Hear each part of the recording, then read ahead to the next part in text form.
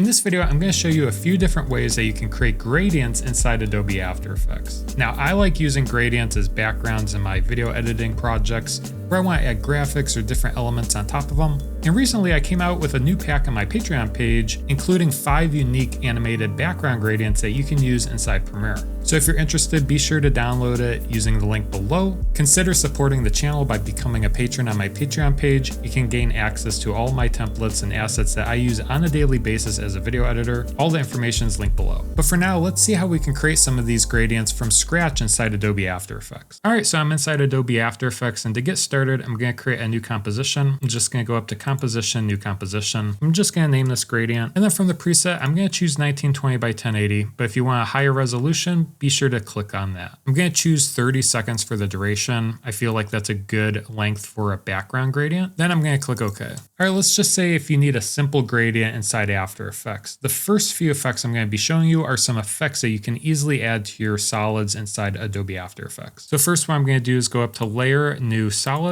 Just create a new solid here. You can name it gradient if you wish. Just make sure that it's comp size and then click OK. Doesn't really matter what color it is. We can always change that later. But for now, the effects that we're going to add are going to override the initial color. So if you go over to the Effects and Presets tab or panel here, you can access this by going up to Window, Effects and Presets. I'm going to type in Ramp. And under Generate, we have the Gradient Ramp effect. So I'm going to click and drag this to our solid. And this just creates a very simple gradient for us to animate and change the colors of. So with the gradient ramp effect, you have 2 different colors here that you can change. So inside effect controls, you can change out the colors. Let's say if you wanted to do a blue gradient, blue purple gradient, you can change it to maybe a blue color, maybe change the other one to more of a purple color. You can see we can change out those colors. You can also change the start of the ramp and the end of the ramp. So the first color is at the top here. You can click and drag this little indicator here to click and drag and change the value of it. So if you wanted to change it from the top center here, you can click and drag it to maybe the left. Same with the end of the ramp. You can click and drag to maybe the right bottom if you wanted it to end at the bottom right. You can also change this from a linear ramp to a radial ramp. If I click and drag these points back in, you can see it changes it from a linear gradient to more of a radial ramp. So it's more circular here. But when using ramps like this, I kind of like a linear ramp, just blending 2 colors together. And you can animate these over time. So if you click on the stopwatch next to start ramp, you can change the position of both. I'm going to click on the stopwatch next to end of ramp and then just go out forward in my timeline here.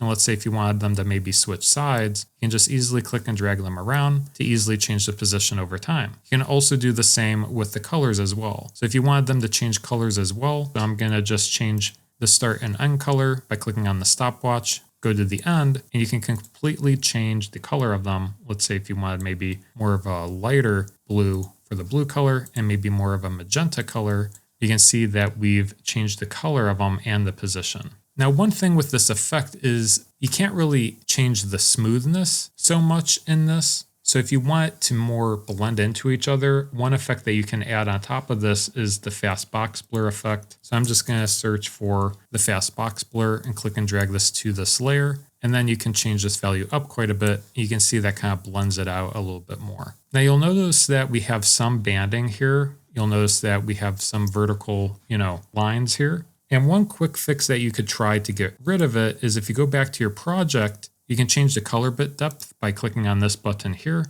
you can change it from 8 bits to either 16 or 32. So let's say if you just change it to 32 and click OK, you can see that it kind of evens itself out. And if you're still experiencing color banding, I did make a whole dedicated video going over how to resolve it. I will link that at the top here if you do want to check that one out. But for now, that's the ramp effect. You are limited to the 2 colors. And let's say if you wanted to add an effect where you have more than just the 2 colors, you can explore this next effect. So I'm going to go over back to effect controls and just delete these 2 effects for now. Next, inside Effects and Presets, you can see if I just type in the number 4 here under Generate, we have the 4 color gradient here. So I'm going to click and drag this to my solid here. I'm going to reposition our frame so that we're seeing the entire composition. Now with this, it's very similar to Ramp, but you get 4 colors. So you can change out the colors of each and their starting location. So you can click and drag these around to change the position of them, and you can change out the colors as well. It's basically very similar to the ramp effect. The only difference is that you get more colors with it, but you have a lot of the same controls where you can keyframe the position and the different values over time. Still though, you don't really have control over like the shape of these. They just kind of clash into each other. So it really depends on the type of effect that you're looking for. If you like the way this looks, you can explore this effect and use this to generate and animate background gradients. But if you want complete control over the exact gradient that you're creating, the next step that I'm going to show you is my ideal and preferred method. If you really want full control over your gradients inside After Effects, I recommend adding a solid as a background layer and then create custom gradients by using shape layers and adjustment layers to control the blur.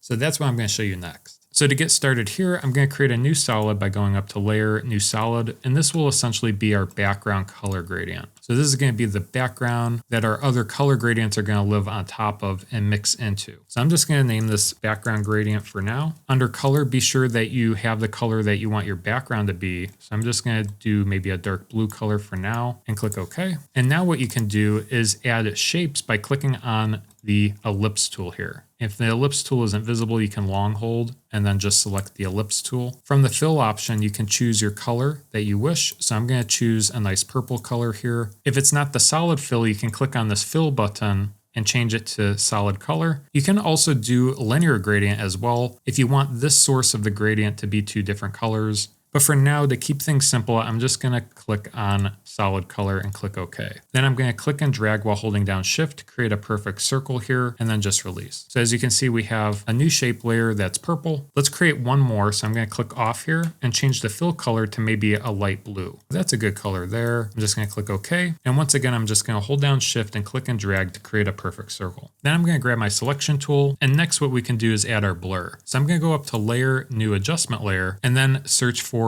the box blur effect inside Effects and Presets. So once again, click and drag this effect, but to this adjustment layer this time. Then we can click and drag the blur radius up so that we have all the different colors blurring into each other. What I really like about this is you can control how much you want to blur, and it's really up to personal preference. So I'm going to bring it back down a little bit. But what's really powerful doing it this way is you have complete control over these shapes. So let's say for shape 1, if you wanted it bigger or smaller, you can easily click and drag on the edge while holding down Shift to make it bigger or smaller and rearrange these wherever you wish. Because they're shape layers, they can be manipulated pretty much in any direction. You have complete control on how the gradients blend into each other here. So let's say we have something that looks like this. What we can do is go back to the beginning and then keyframe these over time. I'm going to click on my first shape layer, click P on my keyboard to bring up the position parameters, and then click on these stopwatches, create keyframes, go out maybe to 15 seconds or so. Then I'm going to just click and drag it maybe over here, and then click and drag my playhead to the end. And then I'm just going to marquee select these two keyframes here, hit Command C and Command V to paste. I can then select these two keyframes here in the center, right click, go to Keyframe Assistant, Easy Ease to add some ease in. So as you can see, we move this gradient down there and then back up. We can do something similar for the other shape layer as well. So I'm just going to go back to the beginning, click on the second shape layer, click P on my keyboard, click on these stopwatches, go out forward, then click and drag this to maybe the top left, and then click and drag this to the end. And then once again, select these keyframes and copy and paste them. And we can once again select these keyframes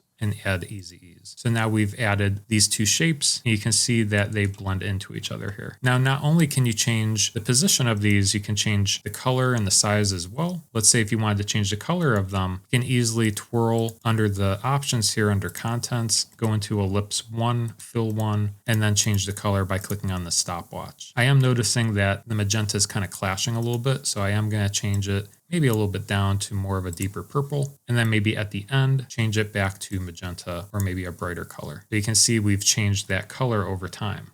You can also change the size as well over time. Let's say if you wanted to start large and maybe end smaller, you can keyframe the size by clicking S on your keyboard, click on the stopwatch, maybe make it a little bit bigger, maybe go to the end, and maybe make it a little bit smaller here. So you can see that we're making it large at the beginning and it slowly gets small. Maybe you can also do the opposite for the other shape layer. So let's click on the other one, click on the stopwatch next to scale. I'm just going to scale this down a little bit. And then at the end, I'm going to make this large. So you can see that we can really control the different gradients that we're creating inside Adobe After Effects. And once again, if you need to blur it out, maybe even more with the fast box blur, we can go back to that adjustment layer and blur it out. We can even keyframe the blur itself here. If you wanted to go from really blurred to more in focus, you can even keyframe this value as well. So it's a great way to really control your gradients doing it this option here. One other effect that you can add to this adjustment layer that I could recommend is the vignette effect. So if you type in vignette, this will just kind of add a vignette to the corners. So you can see that the top left is a little bright. So if you wanted to add a vignette, you can easily click and drag this to the adjustment layer. This just kind of evens everything out a little bit more, especially on the edges of your composition. You can also choose to add some grain in here as well, just to kind of break up the gradient and even it out a little bit more. So I'm just going to type in the noise, and you can add this noise effect to your scene here. I'm going to change it up to maybe 3%. You don't really need a lot, just something to add a little bit more detail in here. And that will also help with the banding as well. But that's how you can create that pretty cool gradient inside Adobe After Effects. Like I mentioned earlier in this video, a common problem is banding, color banding inside these gradients. So if you do want to see how to resolve those